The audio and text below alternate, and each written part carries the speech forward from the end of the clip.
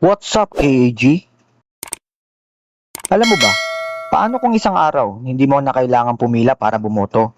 At ang pinakamatindi, imposibleng dayain ang eleksyon? Blockchain voting. Maganda, di ba?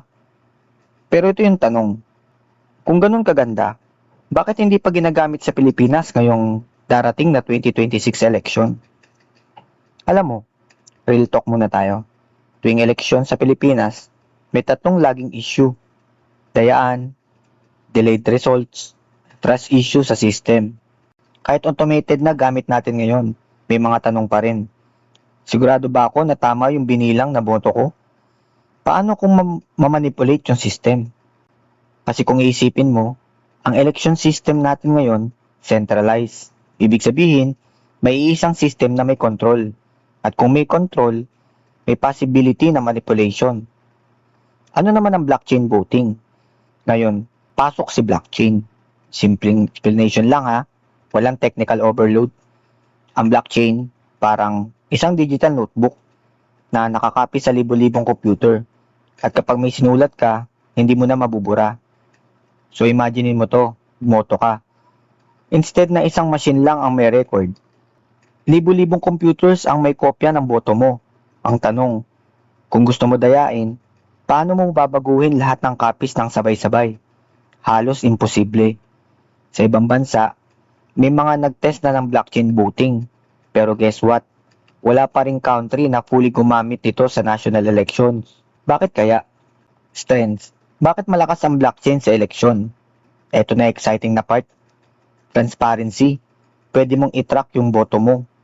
Hindi mo makikita kung sino ang binoto ng iba, pero makikita mo na counted yun sa'yo. Trust level, tataas. Security. Hindi basta-basta mahahack. Hindi tulad ng isang database na pwede mong pasukin. Dito, kailangan mong i-hack ang buong network. Faster results.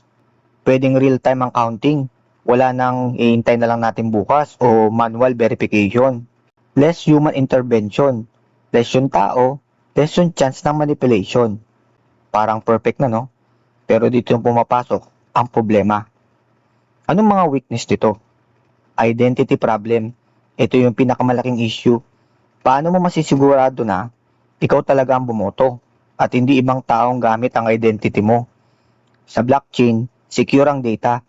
Pero kung mali ang input, may mga fake voter, wala pa ring silbi ang security.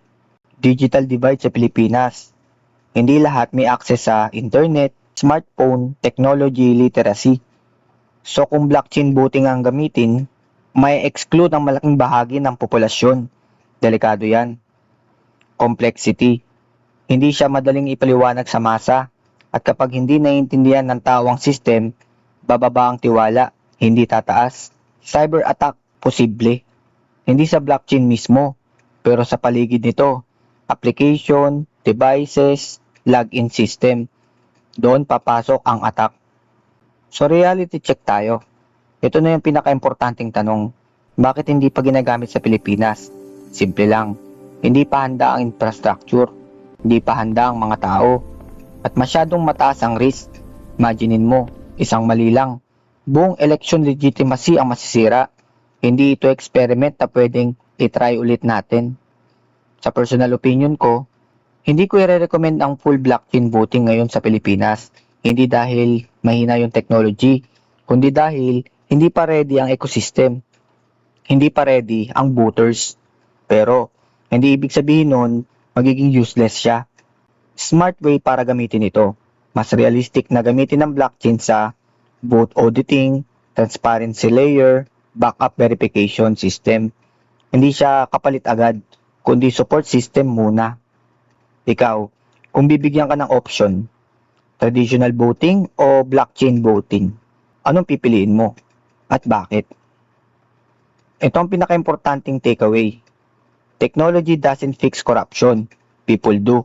Kahit gaano kaganda ang sistema, kung mali ang implementation, wala pa ring mangyayari. Pero isipin mo to, paano kung dumating yung panahon na verified ang identity mo sa blockchain, secure ang device mo, at globally tested na ang system? Possible na ba ang perfect election? O illusion lang yun? So ayun, blockchain voting. Isang powerful idea, pero hindi magic solution. Pwede siya maging future, pero hindi pa ngayon. At kung gusto mo talaga ng fair election, hindi lang technology ang kailangan, kundi informed voters. Kaya next time na may marinig kang blockchain na lang ang solusyon, tanungin mo, ready na ba tayo? Game on!